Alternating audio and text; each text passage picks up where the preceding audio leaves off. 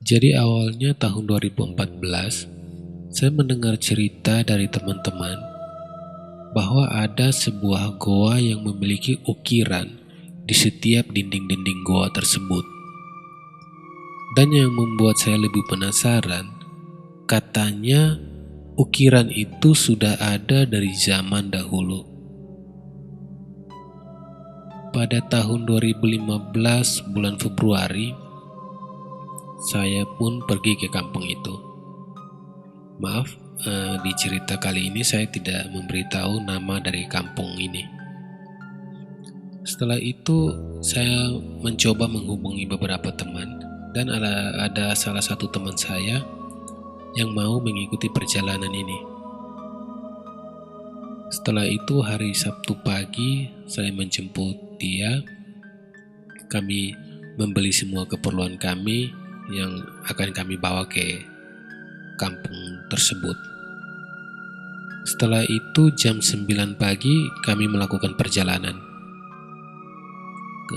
Perjalanan ke kampung itu membutuhkan waktu 5-6 jam. Dan setelah 2 jam perjalanan, kami sudah keluar dari kota. Dan itu kami harus dihadapkan dengan jalan yang bukan aspal, tapi hanya ada tanah dan juga bebatuan. Tapi kami sangat menikmati perjalanan itu karena pemandangan yang sangat-sangat indah dan juga alam yang masih sangat alami dan belum dirusak oleh tangan manusia. Singkat cerita, kami pun tiba di kampung tersebut. Setelah itu, saya bertemu dengan salah satu warga dan kami diarahkan ke rumahnya kepala desa. Setelah kami sampai di rumahnya kepala desa, saya pun menceritakan tujuan kami datang ke kampung itu untuk apa. Dan ternyata kami diterima dengan baik oleh kepala desa. Tapi katanya kami tidak bisa melakukan perjalanan saat itu juga, tapi harus menunggu besok pagi baru kami boleh pergi ke goa tersebut. Dan kami pun harus ditemani oleh warga dari kampung tersebut. Setelah itu kami pun beristirahat dan besok paginya jam 7 kami melakukan perjalanan. Kami ditemani oleh 2 orang dari kampung tersebut. Setelah melakukan perjalanan, kami harus melalui bekas aliran sungai yang sudah kering. Setelah itu, kami harus mendaki ke puncak. Setelah mendaki dan sekitar 500 meter sampai ke puncak, itu ada 2 pohon yang sangat-sangat besar dan ranting-rantingnya itu seperti menyatu. Jadi di tengah-tengahnya itu kosong seperti lorong. Dan kata kedua orang ini, itu jalan menuju ke goa yang kami cari itu. Setelah itu saya pun lebih dulu masuk, terus teman saya, baru kedua orang kampung tersebut. Saya pun melihat ada sebuah batu besar dan saya langsung panjat ke atas lebih dulu. Setelah itu saya mau untuk menarik teman saya. Setelah teman saya memegang tangan saya, tapi sebelum saya tarik dia ke atas, matanya itu terus ke arah tangan kanan saya. Tapi mukanya itu sudah pucat, terus dia cuma diam. Hanya diam, bingung, terus dia cuma lihat ke arah itu saja. Nah, di samping tangan kanan saya itu ada sebuah tumbuhan yang baru tumbuh, masih kecil lah. Dan ternyata waktu saya balik untuk melihat, itu ada ular hijau yang kepalanya itu hitam dan juga ada garis merah. Spontan saya kaget, saya pun langsung melepas tangan dan lari ke arah kiri dari batu itu. Untungnya teman saya ini kakinya belum di atas atas batu jadi dia tidak jatuh. Setelah itu dia pun ke arah kiri, saya tarik dia naik ke atas dan kami melanjutkan perjalanan. Setelah kami berjalan masuk ke dalam goa agak jauh, jarak saya sama teman-teman saya ini, sama teman saya dan kedua orang kampung itu sudah agak jauh. Tiba-tiba saya lihat ada cabang, satu ke kiri, satu ke kanan. Saya pun ambil jalur kiri. Waktu itu saya ambil jalur kiri. Tapi sekitar 10 langkah masuk ke lorong itu, ke jalan bagian kiri itu, saya dengar kok tidak ada bunyi langkah kaki di belakang saya.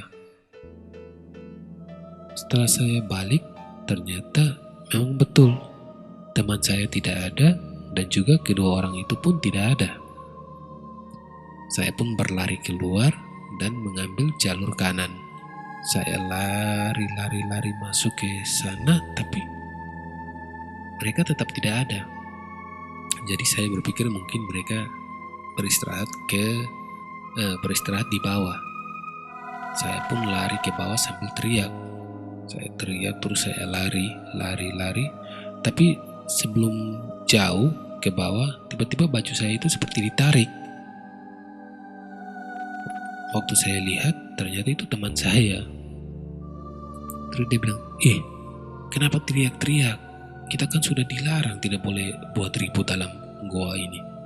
Harus diam. Saya bilang, kamu dari mana? Tadi sekali kok saya teriak-teriak tidak menyaut. Dia bilang, saya di sini. Lu saja yang teriak-teriak lari kayak orang gila. Aduh, saya bilang, tadi kan saya belok kiri tadi. Terus saya ke kanan. Kamu semua tidak ada. Dia bilang, belok kiri yang mana?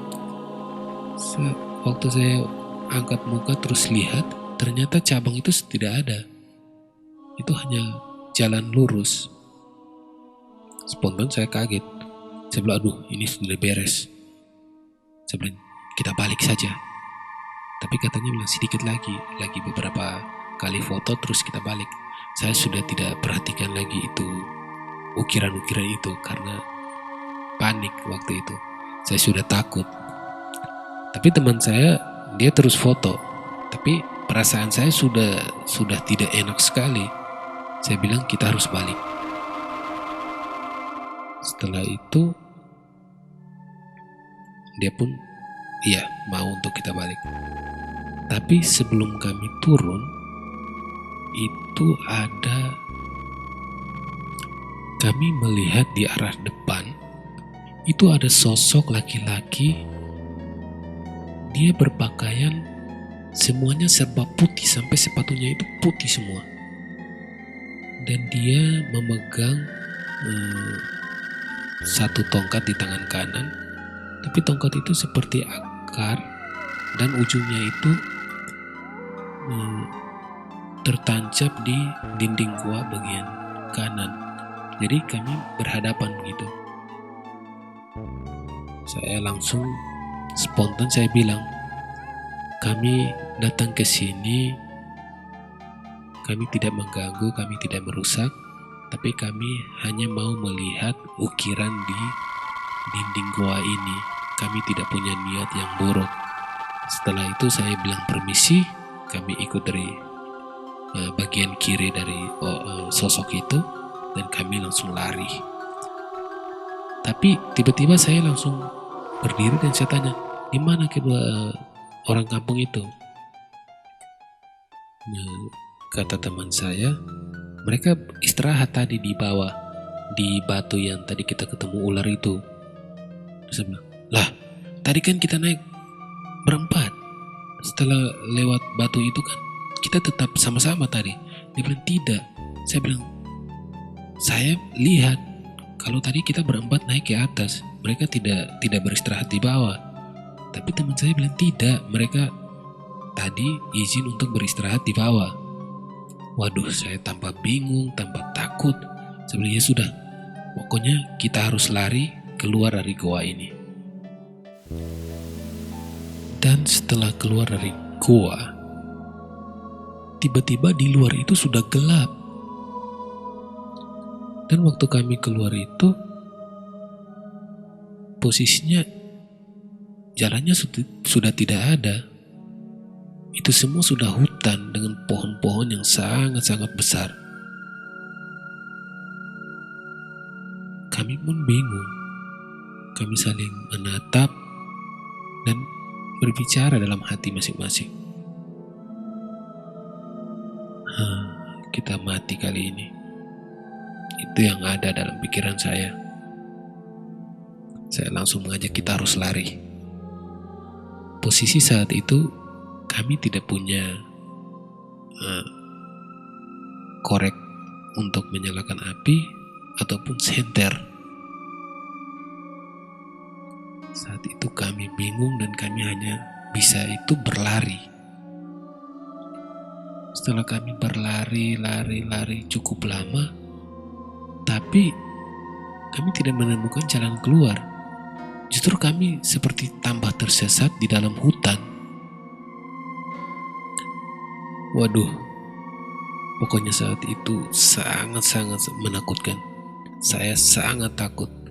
Teman saya ini cuma hanya menangis saat itu karena takut. Setelah itu kami istirahat di sebuah batu. Setelah kami istirahat, tiba-tiba ada satu lemparan batu.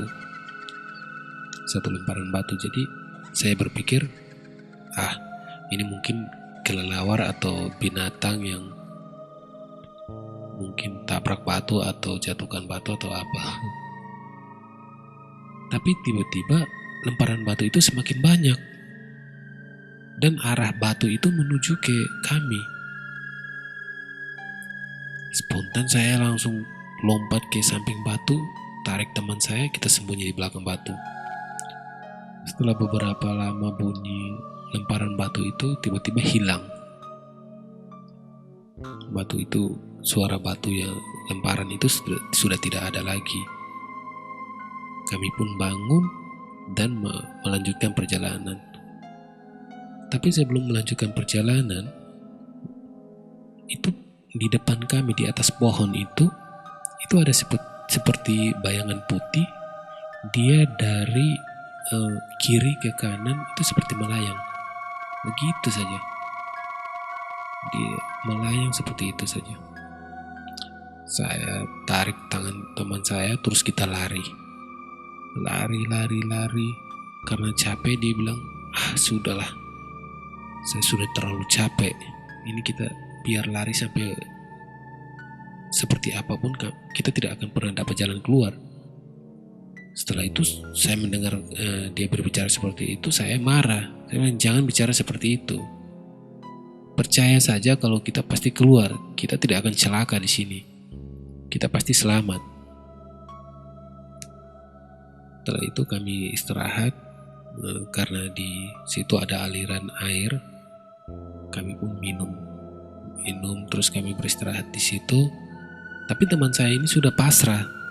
Dia bilang apapun yang mau terjadi sudah. Mau mati hidup dia tidak pusing lagi. Di situ kami sempat bertengkar dan saya pun karena emosi saya meninggalkan teman saya. Setelah saya meninggalkan agak jauh, di situ saya sudah bingung, saya sudah tidak tahu harus bagaimana. Saya cuma berdoa.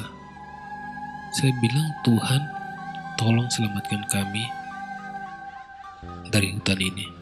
Kami ingin keluar dari hutan ini hidup-hidup, dan kami pun ingin pulang ke rumah kami dalam keadaan yang sehat. Setelah itu, saya balik ke teman saya ajak dia, saya bilang, tetap kita berdua harus keluar dari hutan ini. Saya percaya kita pasti keluar dengan selamat. Setelah itu saya menarik teman saya, terus kami lari. Setelah kami lari agak jauh, pas mau turun dari ada sebuah batu, jadi kami harus turun ke bawah. Pas kami mau turun, hal yang mengerikan terjadi.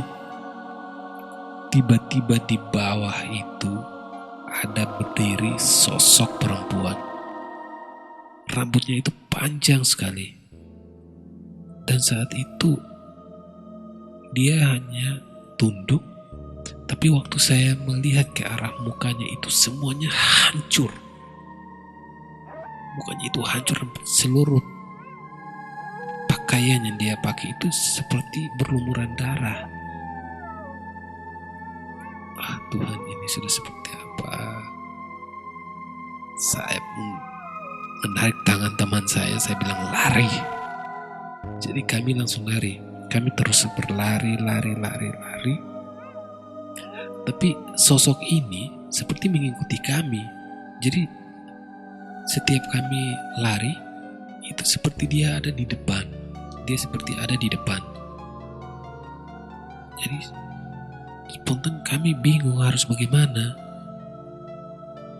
Saya pun langsung duduk, teman saya pun duduk, dan saya bilang, sudah, pasrah saja. Tiba-tiba suara teriakan itu sangat-sangat menakutkan. Teriakan dari perempuan itu jelas sekali di telinga ini. Itu suaranya nyaring dan menakutkan sekali, seperti tangisan, tapi tangisan teriakan gitu. Pokoknya sangat menakutkan saat itu.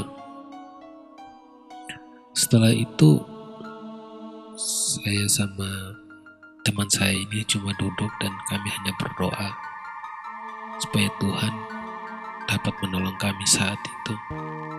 Tiba-tiba sosok perempuan ini tidak ada lagi.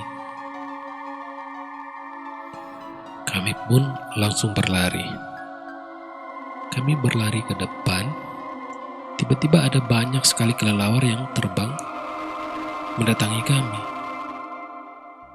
Saya langsung menarik tangan teman saya, sembunyi di belakang batu. Setelah kami sembunyi, kenapa kami terus bersembunyi di belakang batu? Karena memang posisi saat itu kami lari di bekas aliran sungai, dan batu-batu di situ sangat-sangat besar, dan banyak sekali pepohonan yang besar juga di situ. Tapi posisinya jalur itu bukan jalur yang kami pakai naik, itu sudah beda jalur. Saya rasa sekali itu bukan jalur yang ada di dunia ini. Itu sudah masuk ke alam lain, itu saya yakin sekali, karena suasananya beda sekali, sangat-sangat menyeramkan. Nah, setelah saya bersama teman saya itu sembunyi, tiba-tiba kami mendengar ada teriakan tapi memanggil nama kami. Terus saya pun mendengar banyak sekali benda-benda yang dipukul sambil suara itu terus mereka itu terus berteriak nama kami. Dan tiba-tiba ada sosok yang berdiri di atas batu dan menarik tangan kami berdua. Dan waktu saya lihat ke arah orang yang menarik kami itu, ternyata itu kepala desa. Sungguh-sungguh melegakan. Terus kami ditarik, banyak warga yang datang juga membantu kami untuk keluar dari situ. Dan setelah mereka datang membantu kami keluar, saya pun sempat berdiri di situ. Saya berdiri, tapi setelah itu saya sudah tidak sadar lagi. Saya sudah tahu seperti apa. Waktu saya sadar itu keesokan harinya. Baru diceritakan lah semua kejadian yang kami alami sebelum kami naik ke goa tersebut. Jadi ceritanya seperti ini. Waktu pagi sebelum berangkat itu, 2 orang yang mau mengantar kami itu ternyata disuruh oleh kepala desa untuk pergi ke kampung sebelah untuk mencari tali atau perlengkapan-perlengkapan yang kami butuhkan untuk ke gua tersebut, karena mungkin kondisi medannya yang parah, yang susah, makanya kepala desa ini menyuruh kedua orang itu pergi untuk mencari alat-alat bantu untuk kami pergunakan nanti. Nah, jadi dua orang ini sudah pergi ke kampung sebelah. Tapi pagi itu ada seseorang yang datang bicara dengan saya bersama teman saya bahwa kedua orang itu sudah tunggu di gerbang desa, pintu gerbang itu sebelum keluar ke luar, maksudnya keluar dari kampung itu. Waktu kami disuruh begitu, kami pergi, pamit terus pergi. Nah, setelah pergi, kedua orang itu kan memang ada, mereka mengantar kami. Tapi ternyata kedua orang itu bukan manusia, melainkan makhluk halus yang menyerupai manusia. Dan orang yang memberitahukan kepada kami itu pun juga bukan manusia. Nah, pada waktu kami tersesat itu kan saya berpikir kami tersesat sampai jam 9 malam lah, sekitar jam 8 atau jam 9 malam. Tapi ternyata saat kami ditemukan itu sudah jam 4:30 subuh.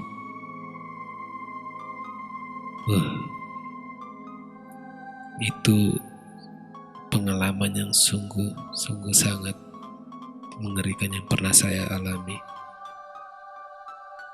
Setelah itu kami pun diantar oleh beberapa warga. Mereka mengantar kami dari kampung tersebut ke kota.